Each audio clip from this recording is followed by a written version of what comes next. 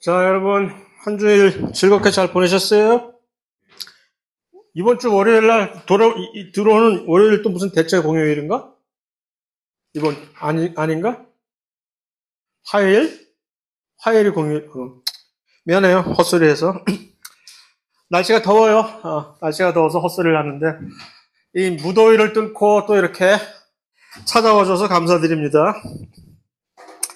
자, 이번 챕터는 세포에 관한 얘기입니다.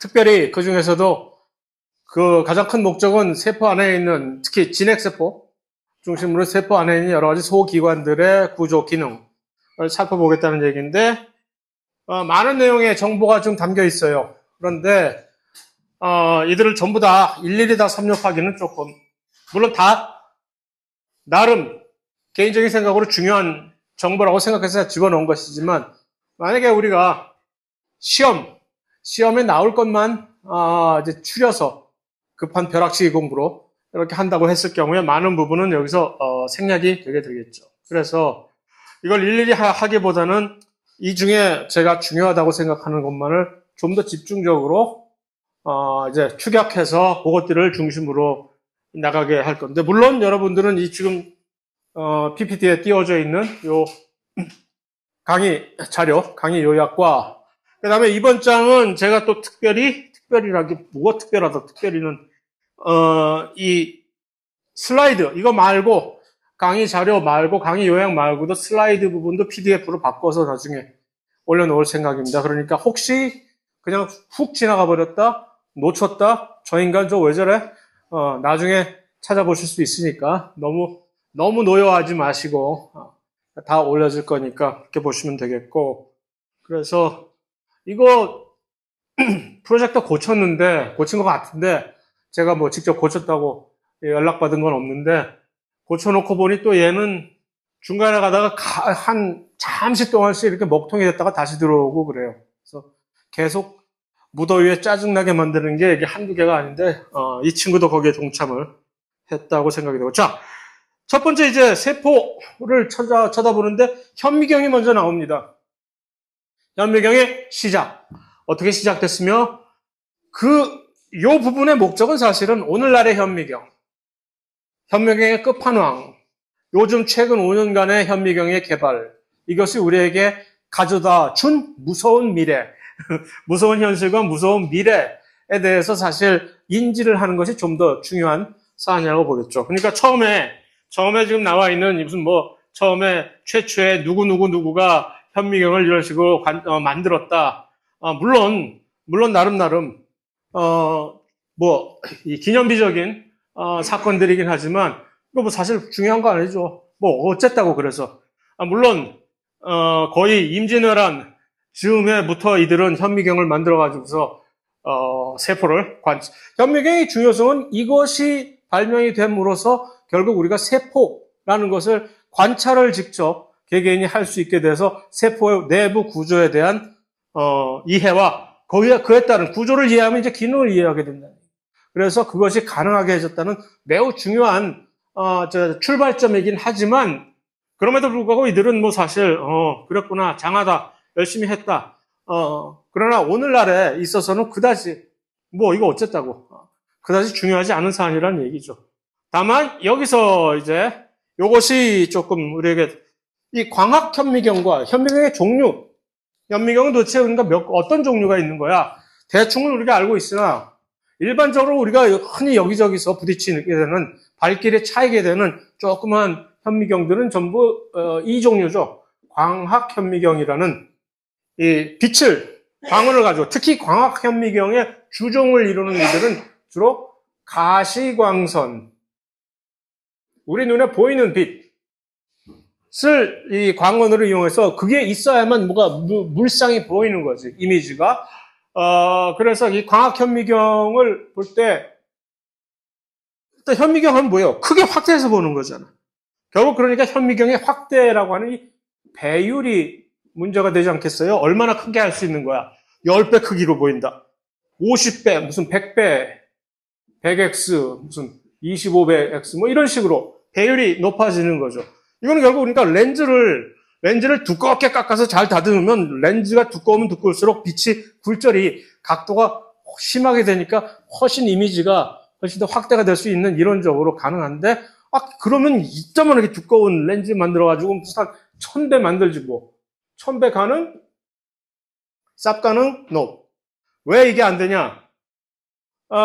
배율이 높아가면 높아갈수록 문제가 이제 또 한 가지의 이 현미경의 질을 결정해주는 배율을 얼마나 훨씬 크게 확대시킬 수 있느냐라는 그 점과 또 한 가지는 그런데 거기에 따르는 해상도라는 게 있는 거죠. 레솔루션이라고 하는 해상도, 우리 요즘 해상도 흔히 알잖아. 모니터 같은 거 해상도 좋다는 얘기는 뭐야? 이 모니터에 상을 맺는 점이 작으면 작을수록, 크게 작으면 작을수록 해상도가 좋다고, 높다고 얘기를 하잖아요. 이것도 비슷한 것으로서 그 해상도라는 것이 여기서 이제,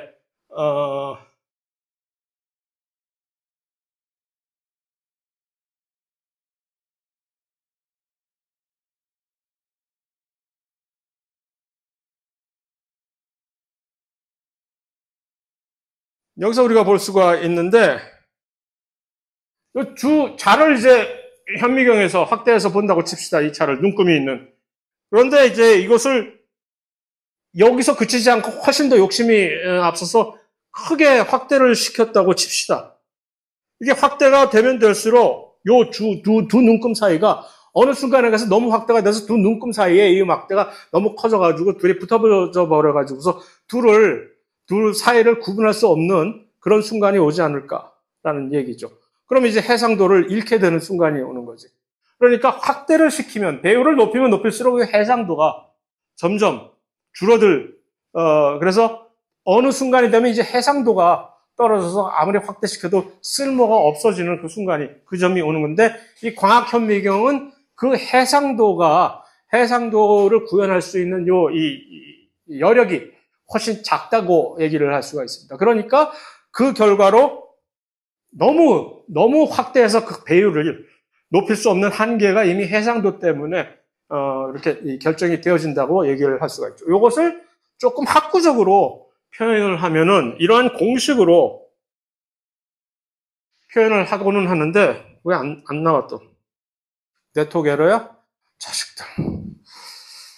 맨날 네트워크 에러야. 얘 나왔니?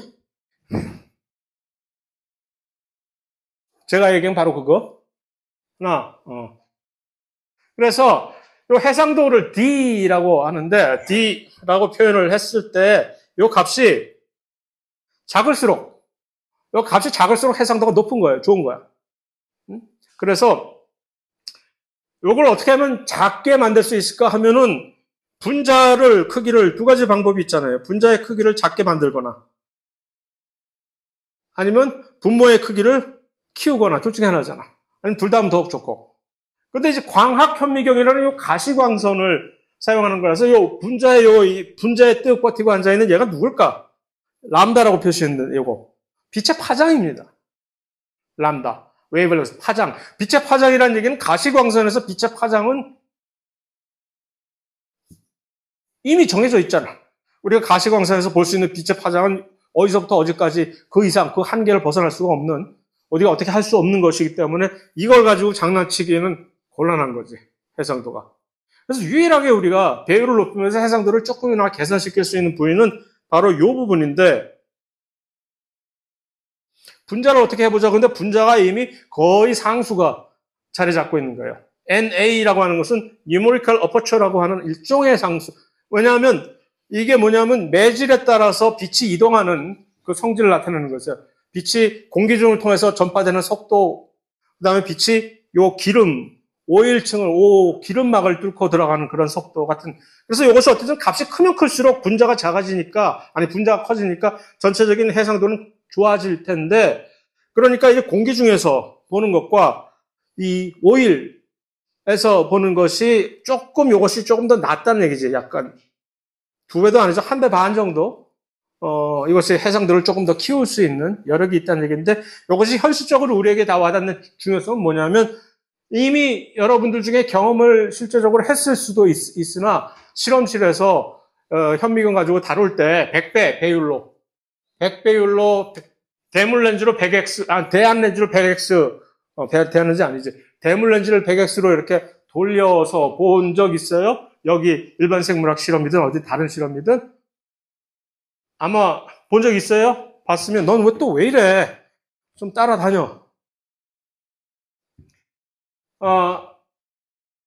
40배까지는 괜찮았는데 10배, 40배까지는 잘 보였는데 100x, 100배로 딱 전환하는 순간 갑자기 물체가 먹히면서 잘 안 보였을 경우가 많을 거예요. 이게 왜 그러냐면 바로 이 해상도에 문제가 벌써 발생을 했기 때문에. 이럴 때는 어떻게 하라고 조교님이 가르쳐 줬을까? 아예 100x를 안 건드려 봤나? 100x를 올리려면 오일을 써야지라고. 오일을 쓰셔요. 오일을 어떻게 써? 여기 지금 슬라이드가 있잖아요. 여기 슬라이드가 있을 때 여기다가 커버 슬립을 여기 붙이고 여기 보고자 하는 시료가 있는데 요 사이에다가 오일을 한 방울 이렇게 떨어뜨리는 거예요. 여기다가 오일을 떨어뜨리면 바로 이제 빛이 오일을 뚫고 통하는, 그러니까 바로 요 NA 값이 뉴머리컬 어퍼처 NA 값이 1.5가 되는 거지. 이제 증가를 해서, 그래서 해상도가 올라가서 100배 고배율, 소위 말하는 요 일반적인 광학 현미경의 고배율로 볼 때는 요 오일을 쳐야 보인다라는 그 이유가 바로 여기에 있는 거죠. 그 해상도에 관한 공식에서 우리가 찾을 수 있다는 그런 얘기고,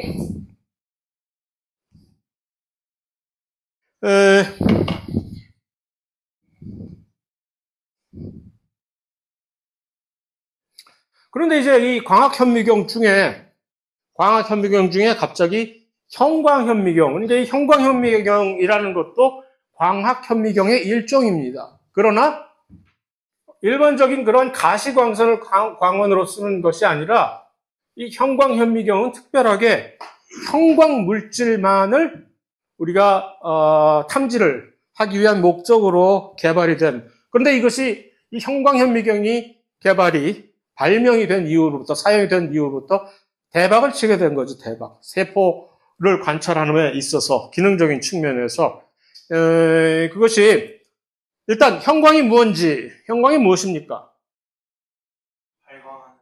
발광. 특별하게 발광하는 건데 갑자기 빛을 발하지. 형광은 왜 빛을 어떤 식으로 해서 발광을 하지? 형광 물질은 에너지를 축적을 한다. 좋은 얘기. 바로 이거죠. 에너지를 축적을 하는데, 그러니까 에너지를 흡수를 해. 여기서 에너지를 흡수를 해서 그거를 다시 내뱉는 거야.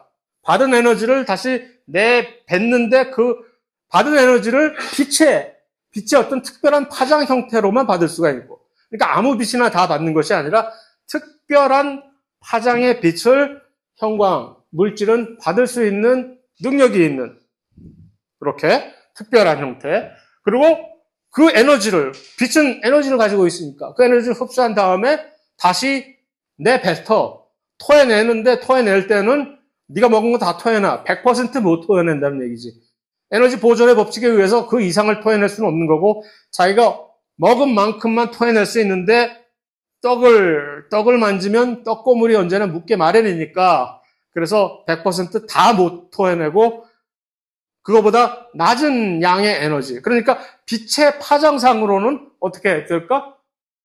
들어갔던 빛보다 조금 더 긴 파장의, 빛은 파장이 길수록 에너지가 낮아지니까 더 긴 파장의 에너지로 그것을 발산하게 되는, 그것이 발광으로 우리가 관찰이 되는 거지. 그런데 그 파장의 빛, 특별한 파장, 색깔이 있는 거지. 그 색깔을 우리는 형광이라고 인지를 하게 되는 거죠. 그래서 여러 가지 이쁜 색깔이 나와요.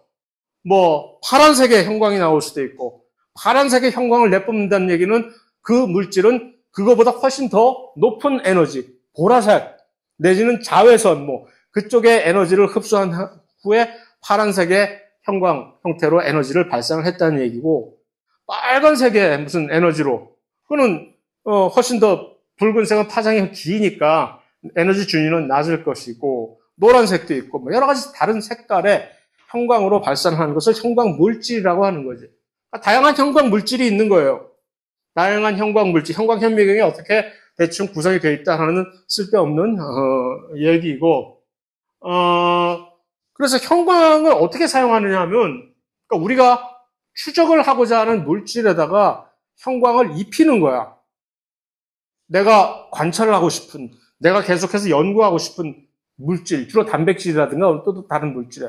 그러니까 그 단백질을 특별하게 찝어낼 수 있는 뭐 항체를 사용한다든지, 바로 그 항체가 여기서 나온 그 단백질 특이적인 항체, 또는 어떤 특별한 단백질 자체가 스스로 형광을 발현하는 그런 단백질을 가져다가 여기다가 융합을 시킨다든가 끼워 맞추기, 또는 어떤 경우에는 심지어 자연적으로 스스로 형광을 발산하는 그런 식물의 그린 파란 그 엽록체들 안에 있는 엽록소들이 전부 자가 형광을 가지고 있기 때문에 얘네들 전부 식물세포를 형광 현미경에 넣으면은 특별한 필터로 차단하지 않으면 시뻘게 가지고 다 볼 수가 없어요. 이 엽록체들 때문에 빨갛게 나오거든요. 그런 것들을 이용을 해서, 그러니까 한마디로 요약하면 그러한 특별한 색깔의 형광을 우리가 선택을 해서 그것을 특별한 단백질을 추적하는 데에다가 사용할 수가 있다라는 얘기입니다. 그래서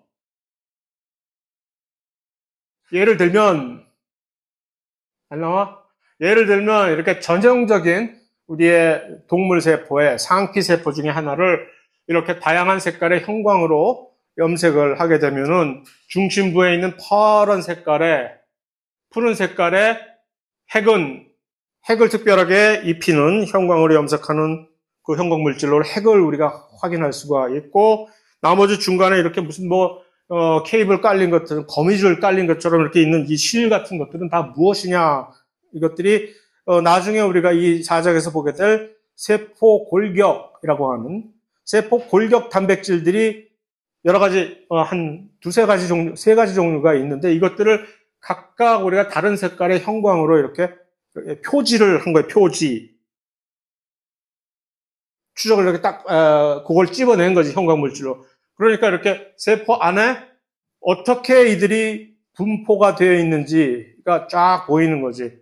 야, 완전 쫙 깔려 있구나. 우리 세포 안에 소위 말하는 이 세포 골격 단백질이 이렇게 깔려 있구나 하는 걸 이렇게 확인할 수 있을 정도로. 오전밤보다 더 심하네. 내가 껌뻑이는 게. 더위 먹어서. 자, 어쨌든 간에. 이거는 지금, 빨간 엽록소의 자가 형광을 보여주는 것이고. 자, 또, 단백질 자체적으로 형광을 발현하는 단백질이 있다고 말씀했잖아요. 그 중에 끝판왕이, 그 유명한 GFP라고 하는 요 단백질. 이름이 왜 GFP냐? Green Fluorescence Protein이라고 그냥 줄여서 GFP. 워낙 유명한 단백질이 돼가지고서, 이거, 어디 가서, GFP, 언급하면 조금, 이렇게 유식한 척, 해보일 수 있을 정도. 근데 이 단백질이 스스로 이 똑같은 요 녹색 형광을 발현을 시킬 수 있는, 그냥 단백질 자체가 어떠한 특별한 에너지원을 주입하지 않아도 지가 혼자 스스로 이렇게 발광을 해요. 그래서 특별한 녹색 형광을 발현하는 거지. 그러니까 요것이야말로 바로 요 단백질을 우리가 추구하고자 또는 추앙하고자 하는 그 단백질과 이렇게 같이 융합을 시켜버리면 그 단백질이 세포 안에서 가는 것을 우리가 육안으로 확인을 할 수가 없었으나, 이제 그런 식의 키메라를 만들어버리면 그 단백질이 가는 것을 이 GFP가 같이 따라가 버리니까 그 녹색 형광을 쫓아가면 그 단백질이 어디 가는지를 볼 수가 있는 거죠. 이 단백질 원래 어디 있었냐면 에이큐리아 빅토리아라고 하는 요 해파리에서 있는 유전자입니다. 그러니까 요 해파리는 바닷속에서 이런 형광을 반짝반짝하고 이렇게 나타내지, 형광을. 근데 요거를 신기하다 해가지고 해파리를 잡아다가 해파리 유전자에서, 우리는 없거든. 다른 동물들도 이 유전자가 없고. 그러니까 요거를 훔쳐가지고 요 유전자를 훔쳐와서 사용하기 시작한 거예요, 이게. 그래서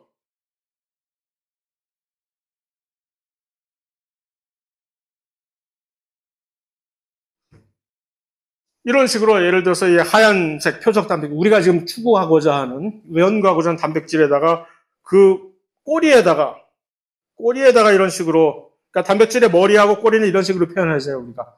N말단과 C말단 이미 우리가 봤듯이 이 꼬리 부분에다가 GFP를 같이 융합시켜서 마치 하나의 이 하이브리드, 그러니까 하이브리드 잡종 단백질을 이렇게 만들어가지고 다시 세포 안에다 집어넣어 버리는 거죠. 그러니까 유전공학 기술의 발달로 이런 건 일도 아니거든. 쉽게 만들어가지고 다시 세포 안으로 다시 다시 집어넣는 이런 식으로 하면 우리가 원래 연구하고 싶어 했던 요 표적 단백질이 정체를 얘가 핵으로 가는 단백질인지, 세포 막으로 가는지, 세포 질로 가는지, 아니면 핵 중에서도 특히 어디에 가서 붙어 있는지 하는 따위들을, 또는 이게 여의치 않아? 꼬리에다 붙이기에는 조금 얘가 껄끄러워? 걱정하지 마. 머리에다 붙여, 그럼. 아이고, 왔다. 마음대로 이렇게 붙일 수 있다는 얘기입니다. 그래서 실제로 그렇게 붙이면 만약에 그 단백질이 세포막에서 원래 기능하는 단백질이라 하면은 바로 이 녹색 형광이 바로 이 GFP 때문에 세포막에서 발견이 되는 것이고, 그러지 않았다면 세포질 전체 이렇게 핵만 빼고 전부 많은 식으로 실제로 확인할 수 있다는 얘기입니다. 그래서 자, 이 형광 현미경, 특히 GFP를 사용한 이 형광 현미경을 사용해서 어떤 특별한 단백질을 이렇게 관찰하는 것은 가장 요 중심어가 뭐냐면은 바로 요 라이브, 실시간 이미징입니다. 라이브 이미징. 왜냐하면 또 다른 특별한, 예를 들어서 어떤 물질을 형광 염색을 시킨다든가 또는 향채를 이용한다든가 하는 그런 방식으로 간접적으로 할 수도 있으나, 그것은 두 번 손이 가는 일이고 세포 자체를 염색을 하는 과정에서 이렇게 막 세포 자체를 죽여야 된다든가 하는 그런 게 있는데, 이 GFP를 사용을 하면은 바로 융합 단백질을 다시 세포에 집어넣어서 그럼 세포가 그것을 다시 자기 단백질처럼 만들어내니까 그걸 그대로 추정만 하면 되니까 바로 이것이 그러한 살아있는 세포를, 아직도 시퍼렇게 살아서 실제적으로 기능을 하는 세포를 실시간으로 라이브로 관찰하는데 정말 왔다다 하는 얘기. 그러니까 이것이 얼마나 큰 의미를 가져다 주는지, 중요성이 여러 가지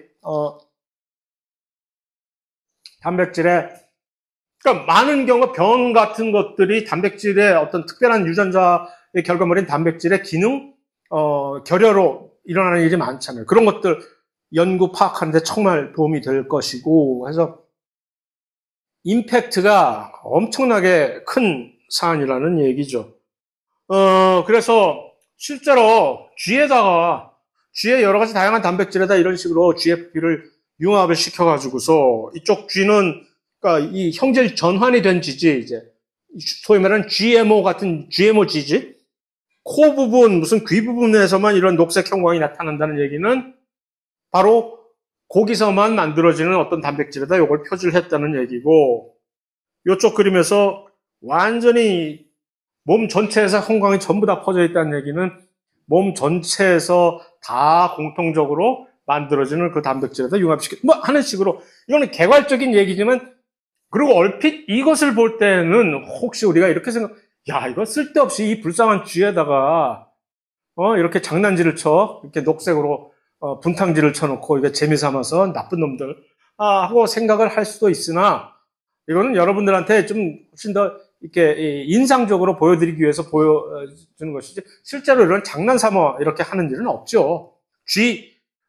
쥐가 엄청나게 많은 쥐의 생명이 희생이 많이 세계 각지에서 되고 있지만, 이들이 전부 다 그렇게 쥐들이 많이 여러 다양한 방식으로 희생이 되는 이유가, 불행하게도 쥐의 유전자가 사람의 유전자라 1대1로 매칭이 되는 게 너무나 흡사한 게 많기 때문에, 그래서 각각의 이런 식으로 쥐의 유전자 하나하나를 기능을 쥐에서 연구를 하면 사람에서 못하는, 사람을 가지고 실험할 수는 없으니까, 그래서 꽤 고마워해야 되는 일종인데, 그렇게 하다 보니 이 인간의 욕심이란 끝이 없잖아요. 그냥 거기서 끝냈겠어요? 처음에 오리지널 GFP는 요거였잖아요. 오리지널. 요 색깔, 녹색. 그런데 이제 7빛깔 무지개도 모자라서 형형색색의 GFP의 변종이, 이거 다 이제 유전자 조작으로 원래 오리지널 GFP를 돌연변이를 이렇게 유전자 수준에서 해서 형광 색깔을 조금씩 다르게 만들어낸 거지. 이러면 옛날에는 어떤 특별한 표적, 단백질 한 번에 하나씩만 이렇게 관찰할 수 있었는데 이렇게 여러 가지 다양한 색깔의 GFP의 변종이 나오면 이제 각각을 전부 따로 붙여가지고서 여러 개 서로 다른 표적을 동시에 한 번에 관찰할 수 있는 엄청난 이점이 생기는 거니까 이런 식으로 이렇게 개발한 사람 누군지 모르지만 또 한 번 돈방 속에 떠올랐겠지. 무조건 돈이요 이제. 그래서 요즘은 뭐 하나 과학자들이 뭐 하나 이런 식으로 개발을 해내면 곧바로 옛날 옛적에는 전부 다 그걸 옛날 논문에서 어떻게 하는지 찾아갖고 이렇게 하면 됐는데 그냥 그대로. 요즘은 하자마자 곧바로 본인이 이걸 특허를 걸어버리기 때문에 어떻게 그 다음 사람이 어떻게 써먹을 수가 없어요. 물론 학문적인 용도만 쓰면 그냥 특허는 거기서 이제 침해가 되지 않지만 그걸 가지고 내가 응용해서 돈벌이를 또 한다든가 절대 못하게끔 사람들이 약아져가지고 요즘은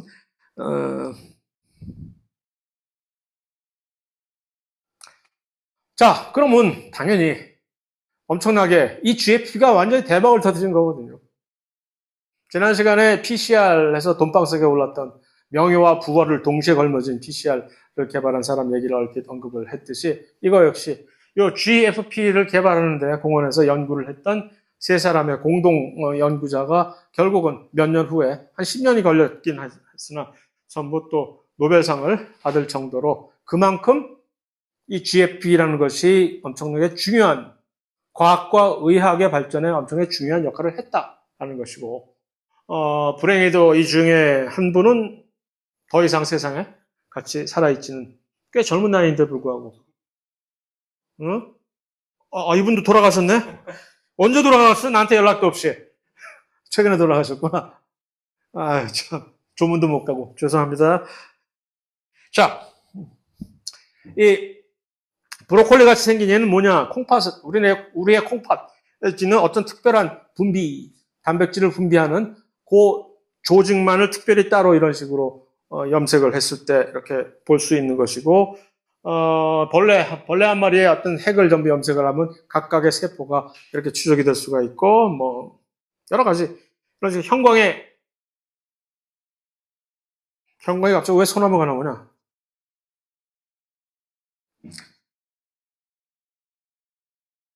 이것은 실제적으로 감수 분열을 수행을 하는 세포에서 핵과 염색체와 파란색으로 보이는 염색체들과 그 염색체를 끌어당기는 방주사들이 금색으로 이렇게 각각의 다른 형광으로 염색을 해서 실시간으로 관찰을 할 수 있는 이런 형광.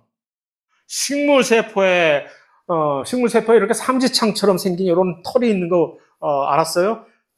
잎의 뒷면에 이런 것들까지 다 이렇게 보이는 겁니다. 그래서 형광도 여러 가지 기술적으로 이제 발달을 해서 이렇게 그런 자세한 세부 내용은 우리가 볼 필요 없고 형광도 일종의 CT 찍듯이 이렇게 단층으로 촬영을 할 수도 있다라는 얘기고 심지어는 요즘은 형광이 해상도가 엄청 발달을 해서 심지어 거의 리보솜 같은 것을 형광현미경으로 리보솜이면 물론 엄청나게 큰 물질이긴 하지만 세포 내에서 리보솜이라고 하면 얼마나 작은 근데 그것까지도 볼 수가 있을 정도로 형광현미경이 살벌하게 기술적으로 발달을 해서 그러니까 누구든 유전자, 세포 그런 것을 연구하는 연구자 입장에서 저 역시 실험실에 형광현미경 좋은 거 하나 좀은 개인적으로 갖다 놓고 싶은 욕망이 언제나 항상 있을 정도로 이게 참 유용한 그런 물건입니다. 그래서 자, 그것이 이제 일반적인 광학현미경과 형광현미경 둘 다 광학현미경이에요. 형광현미경에는 특별한 가시광선이 아닌 특별한 레이저광을 써서 특별한 파장의 빛을 이렇게 주입을 해줘야 되긴 하지만 어쨌든 광학현미경이죠. 광학 현미경과 대비되는 이 전자 현미경이라는 것은 이 광원 자체가 가시광선이 더 이상 아니라는 얘기지. 전자 빔을 광원으로 사용을 해서 그러면 배율도 엄청나게 배율을 왜 이렇게 높일 수 있을까? 물론 디지털 렌즈를 사용해서 두께를 그래서 배율을 높일 수 있지만 배율을 높이는데 이 광학 현미경의 경우에서처럼 문제가 됐었던 그 해상도 문제를 어떻게 해결할 수가 있었을까? 이 전자 현미경의 가장 큰 최대 장점은 바로 이 해상도입니다.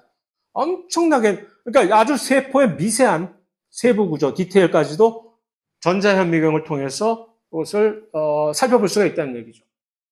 왜 그러냐? 이 공식을 다시 한번 소환을 하면은 바로 이 공식에 의해서 우리가 해상도를 결정을 할 때 가시광선에서는 이 램다 V가 바로 가시광선이었잖아요.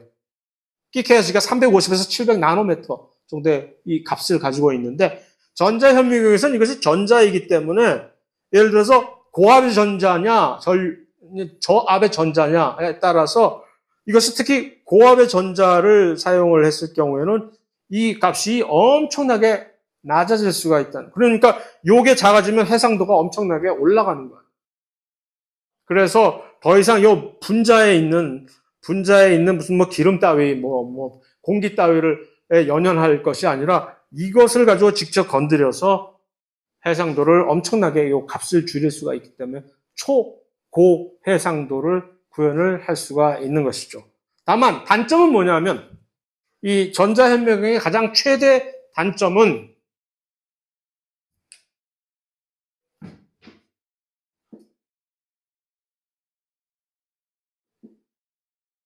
한마디로 아티팩트라고 영어로 표현할 수 있는 이 자연적이지 않은 실제로 전자현미경의 시료를 통해 갖고 전자현미경으로 관찰을 하기 위해서 시료를 준비하는 과정에서 엄청나게 인위적인 여러 가지 처리 과정이 들어가기 때문에 그래서 실제로 우리가 관찰하는 그 형상이 정말로 자연 상태에서 그대로 그렇게 있는 것인지가 조금 의심스러운 경우가 많다는 얘기예요.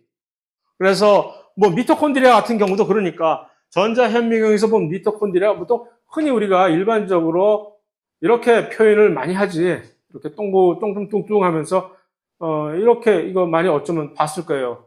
교과서 같은 데서. 이것도 어쨌든 일종의 아티팩트일 수가 있는. 실제로 미토콘드리아가 이런 모습으로 존재하는지 이것과 조금 다른 모습인지는 사실은 두고 볼 일.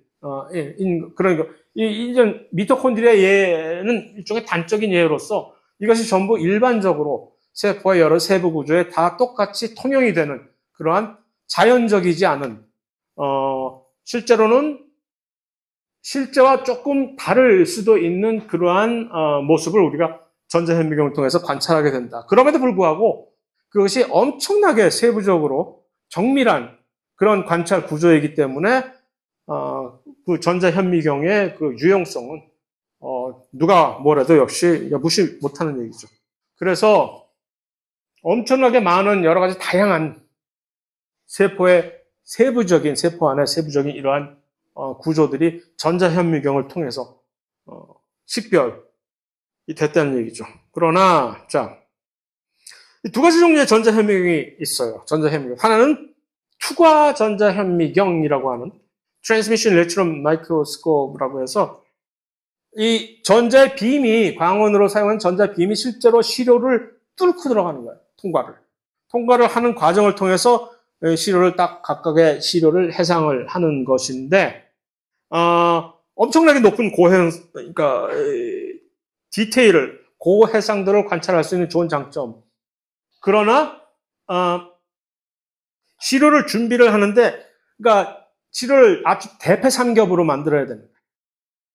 아주 얇게 썰어야 되니까 어느 정도 1 마이크로미터 정도의 작은 이 두께 대패 삼겹으로 만들어서 이 현미경 아래에 놓고 관찰을 해야 되는 기술적으로 세포 자체 두께가 얼마나 되길래 그거를 1 마이크로로 썰어가지고서 층으로 만들어서 보겠다는 얘기야. 그러니까 그 기술을 습득하는데 그러니까 아무나 와서 그냥 쑥 현미경을 조작이 불가능한 그런 단점도 있고, 그 다음에 이제 또 단점이 있다면 흑백 현상이야. 더 이상 이제 단점은 아니에요.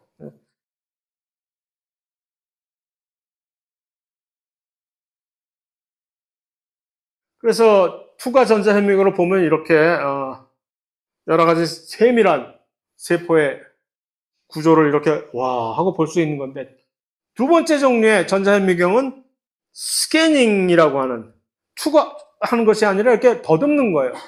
그래서 주사 전자현미경이라고 한국말로 얘기를 하는데, 이 전자빔을 통과를 시키지 않고 물질 자체에다 튕기게 만들어가지고 그 반사되는 패턴을 분석을 해서 이 물체의 3차 구조가 어떻게 생겼는지를 딱 가늠해보는, 그래서 아주 인상적인 영상을 물론 해상도가 낮긴 하지만, 투과에 비해서 해상도가 조금 낮기는 하나, 이렇게, 바이러스가 실제로 세균의 표면에 딱 붙어갖고, 이 세균을 침투하려고 하는 이 바이러스를 이렇게 딱 캡처하기도 하고, 물론 이것은 아티팩트가 있어. 왜냐하면 이것이 실시간으로 이렇게 되는 것을 잡은 것이 아니라, 이제 스냅샷을 딱 찝어가지고서 고정을 시켜서 잡은 것이기 때문에 그런 약간의 단점이 있긴 하나, 어쨌든 이런 샷을 어디서 찍어 이거, 이 주사 전자현미경의 아주 장점이죠. 여기 파리의 입모양 부분이 이렇게 생겼는지 잘 몰랐죠. 파리 입모양을 이렇게 잘 들여다보면 이렇게 어마무시하게 생겼다는 주사 전자현미경으로 전부 볼 수 있는 것이고, 또 꽃가루가 이렇게 생겼다는 거 알 수가 있고, 그 다음에 이쪽은 우리의 혈관을 자른 단면에 보면은 이렇게, 이거 그림이 아니라 실제 주사 전자현미경 사진이에요. 허옇게 보이는 것들이 백혈구겠지? 그럼 얘는 빨갛게 보이는 얘는 누굴까? 적혈구겠지, 뭐. 그래서, 근데 얘네들은 뭔데 전자현미경인데 컬러로 나오지? 얘가? 흑백이 더 이상 단점이 아니라고. 왜? 흑백으로 만들어 놓고, 이젠 컴퓨터한테 알아서 해줘. 그럼 컴퓨터가 알아서 색깔을 딱 입혀주거든. 우리 CT 찍으러 가도 마찬가지예요. CT나 그런 거 찍으러 가서 원래 흑백 영상으로 나오는데 그거를 컴퓨터가 알아서 컬러로 입혀가지고서 딱 요새 병원에서 주거든. 그러니까 뭐 주사 터는 여러 가지 변종이 있어요. 그런데 훨씬 더 좋은 거라는 것만 알아두고, 그래서 실제로 그런 것을 이용을 하면 원자 수준의 물질을 해상도로 영상할 수도 있다. 좋구나. 그런데 이제 우리의 이 현미경에 관한 우리의 오늘 탐구는 여기서 끝을 마칩니다. 바로 오늘의 목적은, 현미경에 관한 오늘의 목적은 바로 요것. 크라이오 EM이라고. 크라이오라는 얘기는 아주 낮은 온도를 크라이오라고 얘기를 합니다. 그래서 초저온 전자현미경 또는 극저온 전자현미경으로 이제 번역이 되고 있는 요것은 일반적인 전자현미경을 사용하는 건 맞는데 그것을 조금 다른 용도로 사용한 거예요. 그래서 실제 세포의 어떤 내부 구조를 보겠다고 하는 것이 아니라 발상의 전환을 이루어 가지고 요것을 동일한 종류의 단백질을 많은 양을 한 번에 동시에 이 전자현미경 밑에다 놓고 보는데 이 저온을 사용한다는 것이 키포인트죠. 엄청나게 낮은 온도, 액체 질소보다 훨씬 더 낮은 온도로 이것을 순간적으로 이 단백질들을 얼려가지고서, 그럼 이들이 아주 유리 같은 결정이 돼가지고서 쪼개지거든. 그 쪼개진 그러니까 내가 단백질이라면 하나의 단백질이다. 나의 카피를 100만 개를 만들었어. 100만 개를 만들어 놓고 나한테다 액체 질소보다 더 낮은 뭔가를 부었어. 그럼 내가 여기저기서 쪼개져서 파편이 생길 거 아니야. 그럼 그 파편이 전자현미경을 보는 이 방안이 그 판이라고 그 판에 그냥 무작위로 널브러질 거 아니에요. 그럼 나의 이 목적은 나의 이 모습을 3차원으로 관찰하겠다는 것인데, 여기 잘려지고 여기 잘리고 한 이것들이 전부 다양한 모습으로 여기저기 쫙 깔려 있으니 모든 가능한 그런 단면이 여기 쫙 깔렸다고 보면 되는 거지. 그래 놓고 전자현미경이 이걸 쑥 훑어가. 그럼 어디다 맡겨야 될까? 그 다음에는. 그 뭐야? 컴퓨터지, 이제. 컴퓨터한테 쭉 갖다 주면 컴퓨터가 쭉 본 다음에 이거를 딱 와서 이 원래 물질의 3차 구조를 정확하게 딱 재구성한다는 것이 이제 크라이오 EM의 원리입니다. 그래서 처음에 초기 단계 기술은 조금 미흡할 수도 있으나 여러 시행착오를 겪어서 오늘날에 아주 엄청난 큰 기술적인 도약을 해서 이제 아주 유용한 도구가 됐다는 얘기죠. 얼마나 유용하냐? 이 분자 구조를, 그러니까 단백질 구조 같은 거를 파악하는 것이 정말 이 생명과학에서, 의학과 생명과학에서 정말 긴급한 현안이거든요. 그것을 함으로써 해결을 할 수 있는 그런 분야들이 매우 많기 때문에. 그런데 이게 요 초저온 전자현미경이 그것을 해답을 가져다 주었다는 얘기죠. 단백질 3차 구조를 파악하는데 얼핏 여러 가지 방식을 언급한 적이 이 강의를 통해서도 있는데, 예를 들어서 전통적으로 X선을 결정 구조로 X선을 통해 가지고 보는 그런 전통적인 방식, 장단점이 있죠. 여러 가지 한계가 있지, 그러나. 그 다음에 그것의 단점을 극복할 수는 있으나 NMR을 사용해서 자기 공명법을 써서 하는 것이 장점은 있으나 또 나름대로의 단점이 있어서 둘 다 여러 가지 제약이 있어 왔는데, 요즘 와서 그것을 완전히 뒤로 하고 지난 시간에 언급했던 이 인공지능이 그것을 예측을 해서 구조를 이제 이게 거의 완성 단계에 이르렀다고 말씀을 드렸잖아요.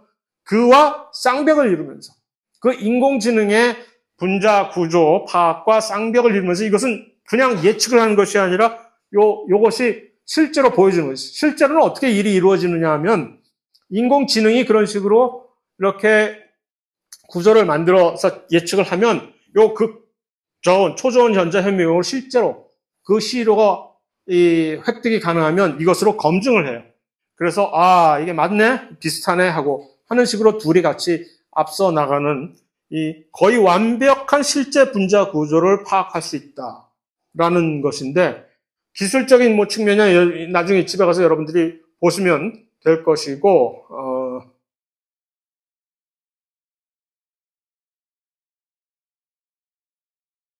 요즘은 웬만하면 삼총사로 몰려다니나 봐. 노벨상 타려면.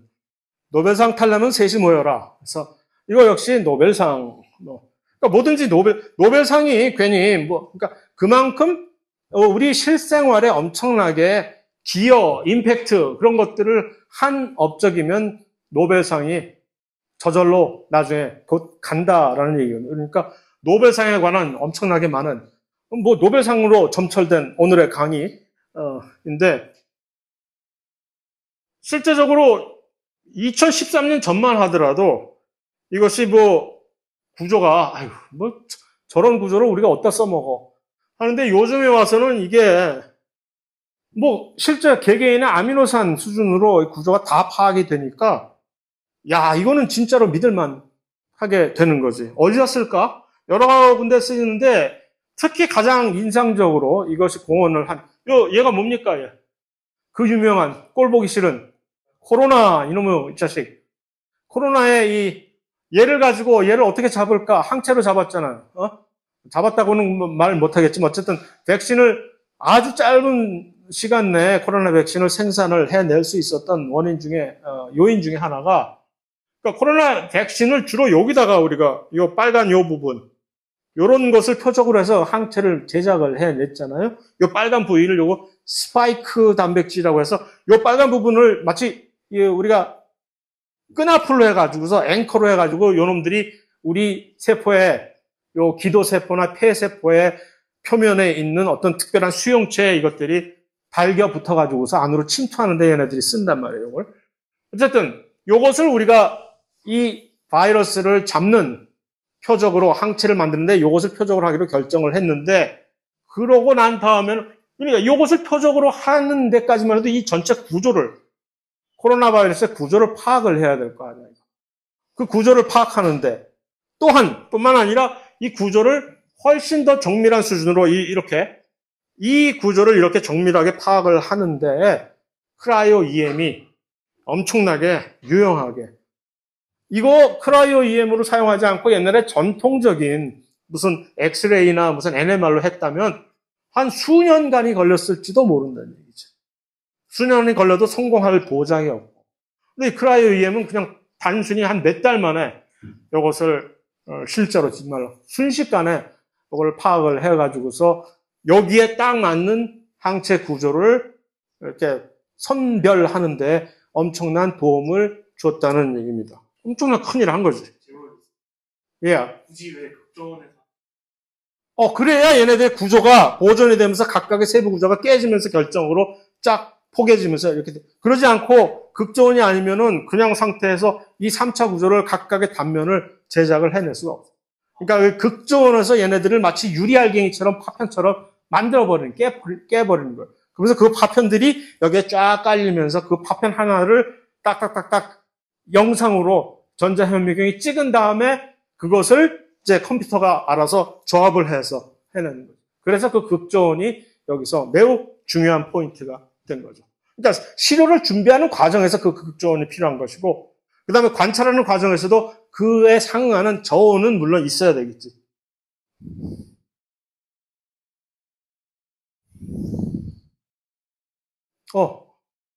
자, 조금 한 4분 정도가 아직 남긴 했으나 4분 정도 일찍 시작하는 걸로 하고, 세포막은 이제 또 다른 차원의 얘기니까 여기서 10분 쉬고 다음 단계로 넘어갑시다.